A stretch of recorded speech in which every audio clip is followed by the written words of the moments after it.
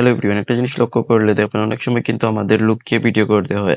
হাজার হাজার মানুষের সামনে আপনি ভিডিও করতে পারবেন, কেউ বুঝতে পারবেন না আপনি ভিডিও করছেন কিনা। তো কিভাবে সে চমৎকার কাজটা করবেন দেখিয়ে দিচ্ছি। আপনি আমার ফেসবুক পেজে নতুন হয়ে থাকলে ফলো দিয়ে রাখবেন এবং ভিডিওটি শেয়ার দিয়ে রাখতে পারেন, যে কোনো সময় আপনাদের কাজে আসতে পারে। চলুন। হ্যালো এভরিওয়ান, প্রথমে প্লে স্টোর অ্যাপ্লিকেশনটি ওপেন করবেন। ওপেন করার পর আপনারা সার্চ অপশনে চলে যাবেন। সার্চ অপশনে যাওয়ার পর আপনারা কাজ করবেন, সার্চ অপশনে গিয়ে লিখবেন এক্সএস ক্যামেরা, এখানে লিখে সার্চ করবেন। সার্চ করার পর এই অ্যাপ্লিকেশনটি কিন্তু আপনাদের ইনস্টল করতে হবে। তো এই অ্যাপ্লিকেশনটি আপনারা ইনস্টল করবেন। ইনস্টল করার পর আপনারা কি করবেন, ওপেন করবেন। ওপেন করার পর কিন্তু এরকম ইন্টারফেস চলে আসবে। আসার পর আপনারা রাইট সাইডে সুইপ করবেন। সুইপ করার পর কিন্তু স্টার্ট রেকর্ডিং এখানে ট্যাপ করে দিবেন। এখানে ট্যাপ করে দেওয়ার পর কিন্তু এরকম ইন্টারফেস চলে আসবে। আসার পর আপনারা এখান নিচে আপনারা সেটিংস আইকন পাবেন, এখানে আপনারা ট্যাপ করে দিবেন।